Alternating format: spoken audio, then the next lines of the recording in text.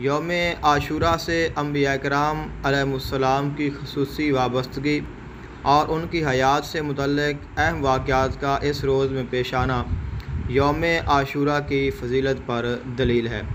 چنانچہ صاحب عمدۃ القاری یوم عاشوراء سے متعلق وقائع کا ذکر کرتے ہوئے ارشاد فرماتے ہیں کہ عاشوراء کے دن حضرت آدم علیہ السلام کی تخلیق ہوئی، اسی دن وہ جنت میں داخل کیے گئے اور اسی دن ان کی توبہ قبول ہوئی۔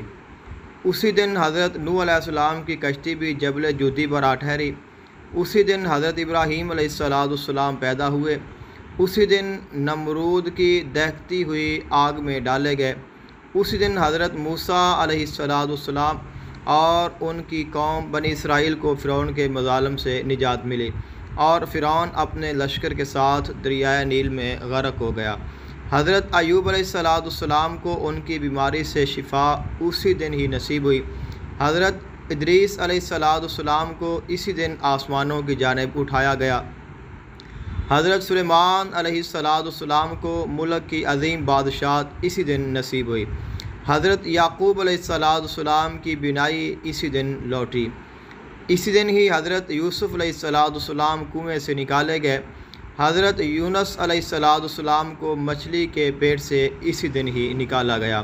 حضرت عیسیٰ علیہ السلام کی ولادت اسی دن ہی ہوئی اور اسی دن آسمانوں کی جانب اٹھا لیے گئے۔ اور بھی بہت سارے ایسے واقعات ہیں کہ جو ماہ محرم الحرام کی 10ویں تاریخ یعنی یوم عاشوراء کی فضیلت کو چار چاند لگا دیتے ہیں۔